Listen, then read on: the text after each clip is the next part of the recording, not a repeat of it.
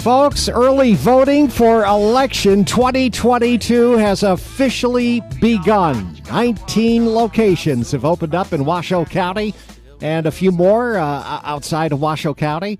And in about 15 minutes, we're going to have the Carson City Clerk Recorder candidate, Scott Hoen, to talk about voter integrity. Stick around for that. Lots to say. 99.1 FM Talk. I'm John Potter with Jay Biggs. Yes, good. All right, we're going to be talking early voting next with our candidate for Carson City Clerk Recorder. That's right. Scott Hoen's going to be in here next. We're going to find out some stuff. It should be interesting. I'm very excited to talk with him. It's going to be next on Live and Local with John and Jay on 99.1 FM Talk and Smith and Mason Valley's 92.3. Fox at the top, Fox at the bottom. Live and Local right now on KKFT. It is live. It is local with John and Jay right here on 99.1 FM Talk and Smith and Mason Valley's 92.3. If you are passionate about voter integrity, the elections for county clerks are important ones. We have a candidate here for Carson City Clerk Recorder, Scott Hoen. He's running against Stacy Wilkie McCullough. Scott says he is the most qualified as a technology expert who has Carson City election poll worker experience himself. Hey, Scott, thanks for coming by. Great to be here. So how are you more qualified than your opponent? Two things. And what people don't realize, this isn't just the elections. Number one, I was a Carson City poll worker and experienced all of the technology, software, systems check-in of people getting their ballots. And we can talk about that. How did that process go? I mean, well, it's interesting. This is a nonpartisan race, but everybody that walked up to me during that time was reaching for their wallet, reaching for their purse because they all wanted to show their ID. Everybody wants their vote to count. I can't stress that enough. Everybody wants their vote to count. They want their signature to match. They want to make sure that it matters. I don't care what party you're in. And they don't want their dead relatives voting either. So they were reaching for their IDs. But and you don't ask for the ID. You only have to ask for ID unless a signature doesn't match. So when they sign an affidavit, if it doesn't match, then hey, I just want to check where you live and make sure you are who you are. The last time I voted, the person checking me in was not interested in seeing my driver's license. Correct. And they acted like he was comparing signatures, but you're not sure because you don't get to see their laptop screen. And this caught my eye, too. Yeah. The ACLU, in their hand-counting case against Nye County, says the county violated state law with its, quote, stringent signature verification for voter ID. What the heck is that? Is signature verification not supposed to be stringent?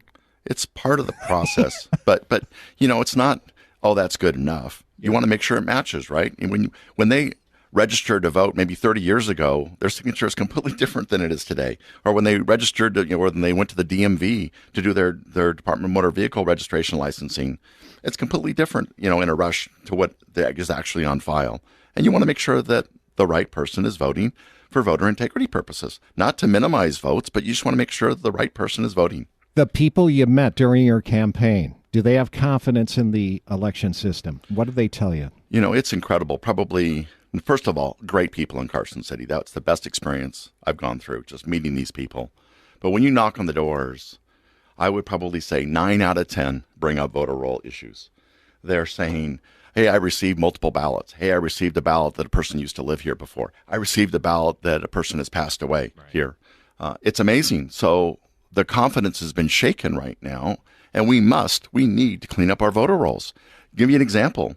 The last primary, we mailed out nearly 40,000 ballots. 4,000 or 10% of them came back undeliverable at a cost of $5 each or $20,000 wasted because we don't have good, clean voter rolls. That $20,000 could have gone to the Carson City road improvement projects.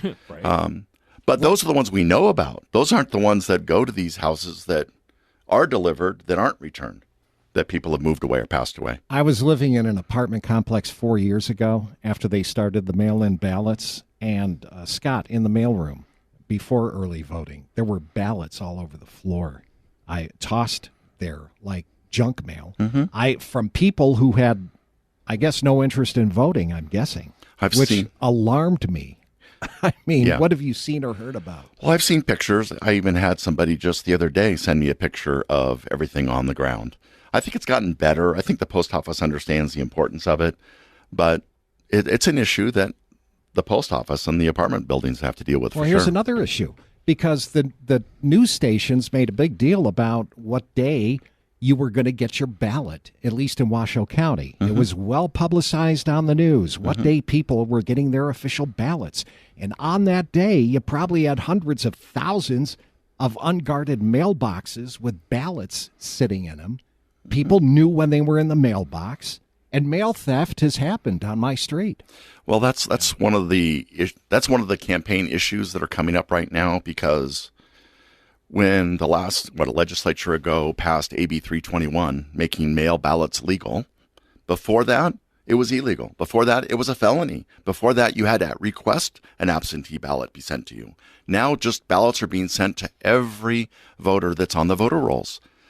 Clark County had a huge issue delivering ballots or sending out ballots to inactive voters that causes people to question the validity of the election. And I've got to fix this. I've got to restore confidence in Carson City by cleaning up voter rolls for sure. Scott, tell me, just what do you think is the reason for this, that these mail-in ballots are being sent out to these people still for no reason? Everybody wants it to be easy to vote and hard to cheat. The problem is mail-in ballots make it easy to vote, almost too easy, because then cheating is a possibility, and we got to get rid of that doubt. Yeah, absolutely. Well, I don't like when they say, well, you know, the last election, there was only a handful, and I'm not interested in that. I want to know in the future what's going to happen. And that's what I want to hear about, what precautions are set up so that this process isn't totally taken advantage of. But I can see how in a way, it could be possible. Well, and mistakes happen too. So the auto voter registration process with the DMV and those records being sent to the clerk's office to add to the database every day. The DMV made a mistake this last summer, and 44,000 of those people were switched to a known party, and they didn't have a voice in the primary. Things happen that we need to fix just with the voter rolls itself. So what improvements and changes would you like to see when it comes to holding elections? What do you propose doing if elected?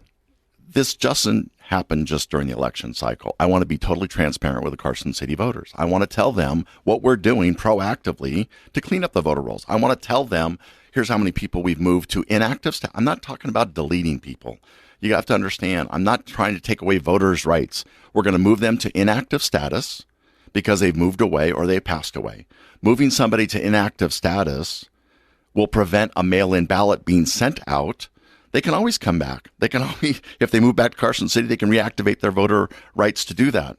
But I want to prevent mail-in ballots being sent out to people that shouldn't get them. Your opponent says the Secretary of State has a program to properly train election workers. And about mail-in ballots, she says our military has used mail-in ballots for over 100 years with little or no problem. What do you say to that? Military, has a process to send in ballots. I agree. It's not very many, but I agree. When it comes to election training, it's not done by the Secretary of State. It's done by the Clerk Recorder. So whatever training happens, and I went through the training process when I was a poll worker, so I know what the training was. I know what we did for signature verification. I know what we did to work the software to make sure that it works. So not Secretary of State responsibility, county clerk responsibility, and I'm going to hold our volunteers to a higher standard. It's important everybody understands the next election cycle in 24, we're going to have 3 elections. We're going to have the presidential election in February. They're going to have the primary. We're going to have the general. It's going to be important to recruit volunteers and make sure they're well trained, make sure they're ready for this. And I want to make sure they're doing it. And I'm a technology expert on the title insurance side. We're only talking about elections right now, but there's a whole big issue on the title recording side that has fraud involved with it. But I'm a technology expert, and I'm going to make sure that everybody understands this is the way we need to do it and do it right. Man, sounds like you need to build a macro for this stuff. This is going to be awesome. All right, so tell me this: what do you think the biggest thing that we can do to prevent all this would be at this point? Do you think it is just the fact that you're going to have your ID? Well, that's all done through legislation, right? Right. As the county clerk recorder, you have to abide by the rules and regulations set forth by the legislature and the Secretary of State. But give you a perfect example, what's going on with Nye County that he mentioned. Secretary of State's been working on establishing regulations for the past year on how to manage a hand counting process. So Nye County wants to do a hand counting and ballot and machine counting side by side. And that'll be an issue because who wins, the machines or the hand counting? Right. But It'd be interesting to compare, though.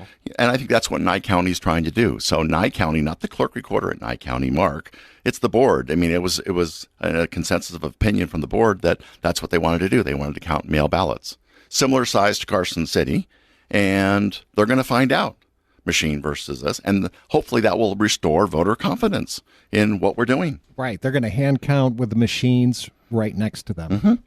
Yep. Well, Yep. if there is any sort of a disagreement on numbers, that's obviously going to raise some questions, between the machine and the actual people that are, counting the votes. Yeah. And I'm not sure all the details about Nye County, but Well, I'm yeah. sure.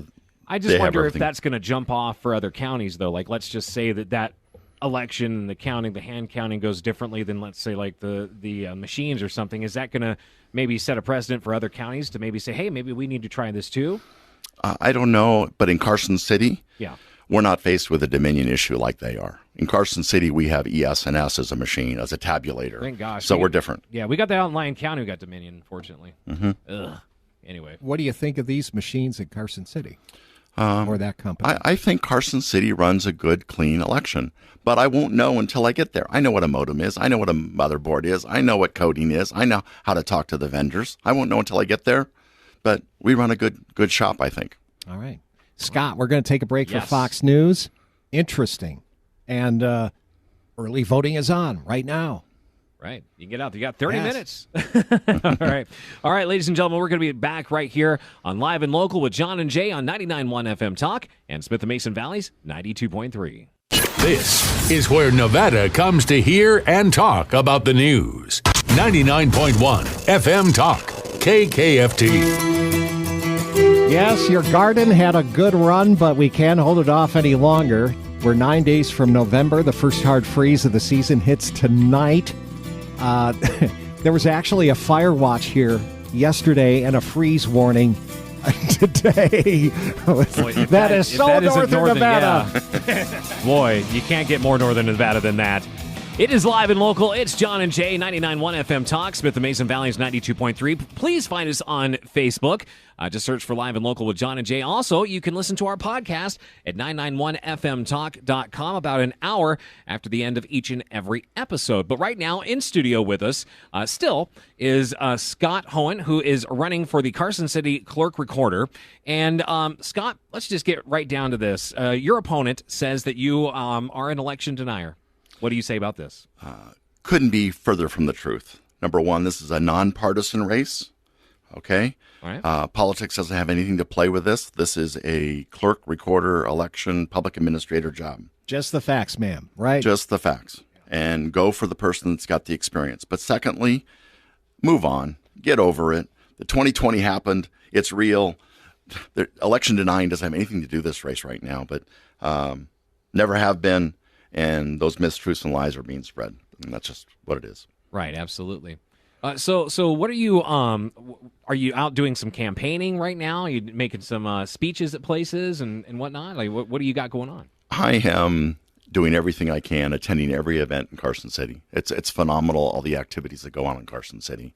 Meeting and greeting people, even if I'm talking to somebody at Starbucks in line. You live in Carson City, they're more than willing to have a conversation about this because they care. I care. And that's one of the reasons why I'm running. I care about Carson City, and I want to make sure that I do the best job that I can. For the Well, state of let's get Nevada. to know you. What's your background? Have you ever run for public office before? No, I haven't. I'm not a politician by any means. This is the first time I'm running for a campaign. And What triggered you to run? It's the Carson City election poll working experience I probably had. Aubrey Roulette, the current clerk recorder, has done a phenomenal job with her team. But she decided not to run. With her not deciding to run, I decided to step up. Someone's got to step up to take action here and make a difference. And with me door knocking and meeting everybody that I have met, it's been a phenomenal experience just from the interaction with the people. The process of running for election, it's not fun. I like that campaign slogan. Someone's got to step up. And that's true. Yeah. That's true. And you say your opponent is being funded by a kind of leftist PAC? Yeah, there is a PAC out there called OpenDemocracyPAC.com. It's a Soros-backed PAC. And she and a lot of other clerk recorders across the country and in Nevada. It also backs Cisco Aguilar, I believe. We don't want that in our local elections. Period. No, we don't. We definitely do not want that for sure. Do you have like a website or anything that people can go to find out more about your campaign and exactly what you believe? Yeah, you're going to learn more about what I'm all about and where I came from, what I did. I mean, I've got an undergraduate degree from Lewis and Clark College in Portland, Oregon, with an emphasis in accounting and econ. I was going to be a CPA when I got out of college, so I'm well-versed in the financial side of things. I've got an MBA from Pepperdine University in organizational design and strategic planning. I'm ready to lead that department and bring them to the next level and work with them. But my website, Hoen4Clerk.com, Hoen4Clerk.com. I would encourage people to go check my blog. I post regularly. I created the website. I've created email systems and social platforms. I'm going to do a good job over communicating to my community. Now, you've created other things as well, right? When we were just talking about a website that directs people to basically is it Clerk Recorder site there in Carson City? Yeah. This is really important. I mean, everybody focuses on the elections. You need to focus on the recorder side of the business. I'm a 30-year title insurance executive. Been in the title insurance business, know it very, very well. Title fraud is rampant. Title fraud is out there. Mm-hmm. A fraudster can easily record a document against somebody's home and then go refinance that home and pull out the equity, and then they're gone. Yeah. And people don't know about it. So Carson City, the Clerk Recorder, this last August set up a site on the city webpage to allow you to opt in to be notified if anything's recorded against your property. Homeowners need to do this. So all I did is I created a simple redirect website, titlealert.net. Titlealert.net will take you right to the city webpage where you can sign up. If you sign up and go through the authentication process with your parcel and your name, you can be notified if anything is filed against your property. I don't care if it's a mechanics lien, tax lien, child support, or trying to take your property away from you. You hear about identity theft, you don't hear about property theft. I did hear about a case, I don't know if this is title fraud, but somebody had their name, the fraudster's name, as the owner of a home on Zillow. I don't know how this, I guess it can be done. Well, it got recorded that way. And they were putting it on the market. Yeah, and it got recorded. And all Zillow does is pull this is public record data, right? Assessor information, physical characteristics, loan information. All this is out there for fraudsters to find and see. So somebody probably did that and probably is going through the process of doing that. Maybe somebody passed away. Maybe somebody moved away. Maybe somebody isn't in the know. But really important on the title site. And it's free, right, to sign up for that? Oh, this is totally free, Carson City. I just want to make sure I promote it, Carson City. You need to opt into this process. So the clerk recorder's job is clerk, recorder, marriage, notary, and we're even the public administrator, let alone elections. This is like LifeLock for your home, for your property. Yeah, in a way, it is. Yeah. Wow, that's interesting. I mean, you never would have think that somebody would go in and literally get your equity out of your house. It's entirely. It's been done, too. It's like I said earlier, it's like squatting on a mortgage. So bottom line, I care. I've got the experience. Yeah. My opponent doesn't. Okay. So I've worked the collections. I've worked the recorder side of the business. I've created systems for it. We haven't talked about it. We don't have any time, but blockchain's coming. Blockchain's coming down the road, and I'm prepared to make sure that I can make a difference in the recorder's office using those tools. Okay. Which you absolutely should. Okay, one more time, Scott, what is that website? Scott Hoen, Hoen4Clerk.com, or you can reach me at 775-400-7799. Be happy to have an open conversation and answer any questions you might have. That's Hoen, Hoen. Scott, it's been a pleasure meeting you. Great. Yeah, You too. Absolutely. It's a great guy, so make sure you check him out. And